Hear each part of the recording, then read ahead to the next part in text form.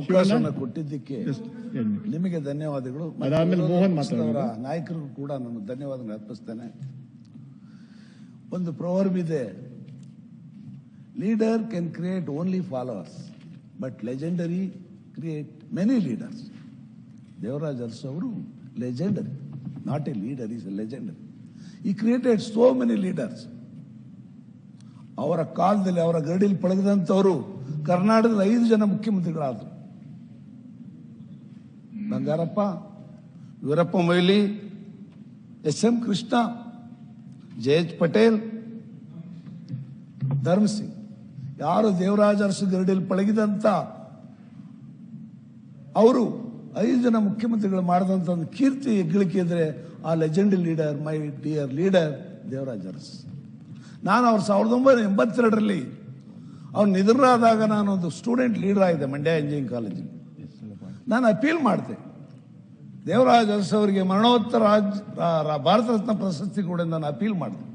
2020 ಕೂಡ ನಾನು, ಬರಗೂರು ರಾಮಚಂದ್ರಪ್ಪನವರು, ಜಸ್ಟಿಸ್ ಗೋಪಾಲ್ ಗೌಡರು, ಬಂಜಗೆರೆ ಜಯಪ್ರಕಾಶ್ ಅವರು, ಅನೇಕ ವಿಚಾರವಾದಿಗಳು ನಾವೆಲ್ಲ ಸೇರಿ ಮೋದಿಯವರಿಗೆ ಪತ್ರ ಬರೆದು ದಯಮಾಡಿ ದಿವಂಗತ ದೇವರಾಜ ಅರಸು ಅವರಿಗೆ ಮರಣೋತ್ತರ ಭಾರತ ಪ್ರಶಸ್ತಿ ಕೊಡಿ ಅಂತ ಒತ್ತಾಯ ಮಾಡಿದ್ವು.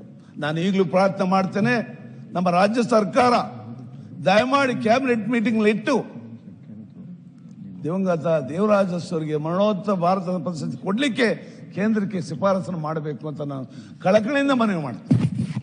ಇವತ್ತು ಎಲೆಕ್ಟ್ರಾನಿಕ್ ಸಿಟಿ ಏನಾದರೂ ಆಗಿದ್ರೆ, ಅದಕ್ಕಿಂತ ಮೊದಲು ಕರ್ನಾಟಕ ರತ್ನನು ಇವತ್ತು ಎಲೆಕ್ಟ್ರಾನಿಕ್ ಸಿಟಿ ಆಗಿದ್ರೆ ಅದು ದೇವರಾಜ ಅರಸು ಕಾರಣೀಭೂತರು. ಆ ಎಲೆಕ್ಟ್ರಾನಿಕ್ ಸಿಟಿಗೂ ಕೂಡ ದೇವರಾಜ ಅರಸು ಹೆಸರು ಇಡಬೇಕು ಅಂತ ಮಾನ್ಯ ಮುಖ್ಯಮಂತ್ರಿಗಳ ಸಿದ್ದರಾಮಯ್ಯ ಕೂಡ ಮನವಿ ಮಾಡಿದ್ದೆ. ನಾನು ಯಾಕೆ ಹೇಳ್ತೀನಿ ಅಂದ್ರೆ, ದೇವರಾಜ ಅರಸು, ಪೆರಿಯಾರ್, ಕರ್ಪೂರಿ ಠಾಕೂರ್ ಅವರು ಇವತ್ತು ಅವನು ರಿಪೋರ್ಟ್ ಕೊಟ್ಟಿದ್ದಾರಲ್ಲ ದೇವರಾಜ ಅರಸು ಅವರು, ಇದು ನಮ್ಮ ಹಿಂದುಳಿದ ವರ್ಗಗಳ ಬೈಬಲ್, ಕರ್ನಾಟಕ ರಾಜ್ಯದ ಶೋಷಿತ ವರ್ಗಗಳ ಬೈಬಲ್ ಅವನು ರಿಪೋರ್ಟ್. ಅದೇ ರೀತಿ ವಿ.ಪಿ. ಸಿಂಗ್ ಕೊಟ್ಟಂತ ಮಂಡಲ್ ಕಮಿಷನ್ ರಿಪೋರ್ಟ್ ಕೂಡ ನಮ್ಮ ಹಿಂದುಳಿದ ವರ್ಗಗಳ ಬೈಬಲ್. ಅವ್ರು ಕೊಟ್ಟಂತ ಅವನು ರಿಪೋರ್ಟ್ ಇಂದ ಇವತ್ತು ಎಷ್ಟೋ ಜನ KS ಆಫೀಸರ್ಗಳಾಗಿದ್ದಾರೆ, IAS ಆಫೀಸರ್ಗಳಾಗಿದ್ದಾರೆ, IPS ಆಫೀಸರ್ ಆಗಿದ್ದಾರೆ, IRS ಆಫೀಸ್ ಆಗಿದ್ದಾರೆ. ನಾವಿರ್ತಕ್ಕಂಥ 74 ಜನಸಂಖ್ಯೆಯಲ್ಲಿ ನಮಗೆ ಕೊಟ್ಟಿರೋದು ಕೇವಲ 27% ಮಂಡಲ್ ಕಮಿಷನ್ ರಿಪೋರ್ಟ್ ಅಲ್ಲಿ. ಆಗ ನಾನು ಒತ್ತಾಯ ಮಾಡ್ತೇನೆ, 27% ಇಂದ ಕೇವಲ 3% ಇದ್ರೆ ಜನರಿಗೆ 10% EWS ಎಕನಾಮಿಕ್ ರಿಸರ್ವೇಶನ್ ಕೊಟ್ಟಿದ್ದಾರೆ. ನಮಗೂ ಕೂಡ 54% ರಿಸರ್ವೇಶನ್ ಕೊಡಬೇಕು ಕೇಂದ್ರ ಸರ್ಕಾರದ ಉದ್ಯೋಗ ಮತ್ತು ಶಿಕ್ಷಣ ಅಂತ ಹೇಳಿ ನಮ್ಮ ರಾಜ್ಯ ಸರ್ಕಾರ ಒತ್ತಾಯ ಮಾಡಬೇಕು ಅಂತ ನಾನು ಅತ್ಯಂತ ಕಳಕಳಿಯಿಂದ ಮನವಿ ಮಾಡ್ತೇನೆ. ಇವತ್ತು ಹೇಳಿದ್ರು ಮನವರ ಪದ್ಧತಿಯನ್ನ ನಿವಾರಣೆ ಮಾಡಿದ್ರು, ಋಣಮುಕ್ತ ಕಾಯ್ದೆಗಳನ್ನು ಮಾಡಿದ್ರು, 29 ಕಾಯ್ದೆ. ಹೌದು, ಅದನ್ನ ವರ್ತಮಾನ ಕ್ರೂರವಾಗಿರುತ್ತೆ, ಆದರೆ ಭೂತಕಾಲ ಸ್ಮರಣೀಯ ಮಾಡ್ಕೊಳ್ತೀವಿ ಅಷ್ಟೇ. ಈಗ ನಾನು ಹೇಳ್ತೀನಿ, ಮಾನ್ಯ ಸಭಾನಾಯಕರೇ, ನಾನು ಆಲ್ರೆಡಿ ತಮಗೆ ಮತ್ತೆ ಮುಖ್ಯಮಂತ್ರಿ ಒಂದು ಪತ್ರ ಬರೆದಿದ್ದೇನೆ. ಇವತ್ತಿನ ಏನು ಮುಂದೆ ಬರ್ತಕ್ಕಂಥ ದಸರಾ ಉದ್ಘಾಟನೆಯನ್ನ ದೇವರಾಜ ಅರಸು ಅವರ ಒಂದು ಗೌರವಾರ್ಥ ಈ ಪೌರ ಕಾರ್ಮಿಕರಿಗೆ ಉದ್ಘಾಟನೆ ಮಾಡಿದ್ದಾನೆ ಮನವಿಯನ್ನು ಮಾಡ್ತೇನೆ. ಒಂದು ಹೊಸ ಸಂದೇಶವನ್ನು ಕೊಡಿ.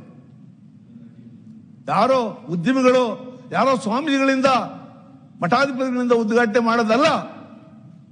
ಪ್ರತಿ ಕ್ಷಣ ನಗರಗಳನ್ನ, ಪಟ್ಟಣಗಳನ್ನ, ಗ್ರಾಮ ಪ್ರದೇಶಗಳನ್ನ ಸ್ವಚ್ಛ ಮಾಡತಕ್ಕಂಥ ಪೌರ ಸೇನಾನಿಗಳಂತಿನ ಪೌರ ಕಾರ್ಮಿಕರನ್ನಲ್ಲ, ಅವ್ರ ಕೈಲಿ ಉದ್ಘಾಟನೆ ಮಾಡೋದ್ರ ಮೂಲಕ ಇಡೀ ರಾಷ್ಟ್ರಕ್ಕೆ ಒಂದು ಸಂದೇಶ ಕೊಡಿ ಅಂತ ನಾನು ನಿಮ್ಮಲ್ಲಿ ಮನವಿ ಮಾಡ್ತೇನೆ. ದಯಮಾಡಿ ದೇವರಾಜ ಅರಸು ಮತ್ತೆ ಇನ್ನೊಂದು ಮಹಾತ್ಮ, ದೇವರಾಜ ಅರಸು ಮಹಾತ್ಮ, ಕರ್ನಾಟಕದ ಶೋಷಿತ ವರ್ಗಗಳ ಮಹಾತ್ಮ ಅಂತ ಯಾರು ಇದ್ರೆ ಅದು ದೇವರಾಜ ಅರಸು.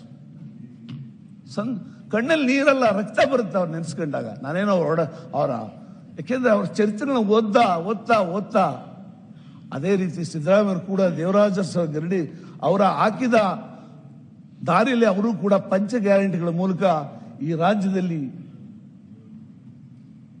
ಆರ್ಥಿಕ ಸಬಲೀಕರಣ ಮಾಡಲಿಕ್ಕೆ, ಮಹಿಳೆಯರಿಗೆ, ಹಿಂದುಳಿದವರಿಗೆ, ಎಲ್ಲ ಬಡವರಿಗೆ, ಎಲ್ಲ ಬಡ ಜಾತಿ ಜನರಿಗೆ ಹಸಿವುಮುಕ್ತ ರಾಜ್ಯ ಮಾಡಲಿಕ್ಕೆ ಅವರು ಕೂಡ ದೇವರಾಜ ಆದಿಲ್ಲ. ಯಾಕೆಂದ್ರೆ ಇಬ್ರು ಕೂಡ ಮೈಸೂರಿನಿಂದ ಬಂದವರು, ಅವರು ಮೈಸೂರಿನವರು, ಇವರು ಮೈಸೂರಿನವರು, ಇಬ್ರು ಕೂಡ ಶೋಷಿತ ವರ್ಗಗಳ ಧ್ವನಿಯಾಗಿ ಈ ರಾಜ್ಯದಲ್ಲಿ ಕೆಲಸ ಮಾಡಿದ್ದಾರೆ. ಹಾಗಾಗಿ ಮತ್ತೆ ರಾಜೀವ್ ಗಾಂಧಿಯವರು ಪರಿವರ್ತನೆ ಅಧಿಕಾರ. ಇವತ್ತು IT ರೆವಲ್ಯೂಷನ್ ಆಗಿದ್ರೆ ಅದಕ್ಕೆ ರಾಜೀವ್ ಗಾಂಧಿ ಅವ್ರ ಕಾರಣ. ನಾನು ಹೇಳ್ತೇನೆ, ಡಿಜಿಟಲ್ ಇಂಡಿಯಾ ಘೋಷಣೆ ಮಾಡ್ತಾ ಇದೆ.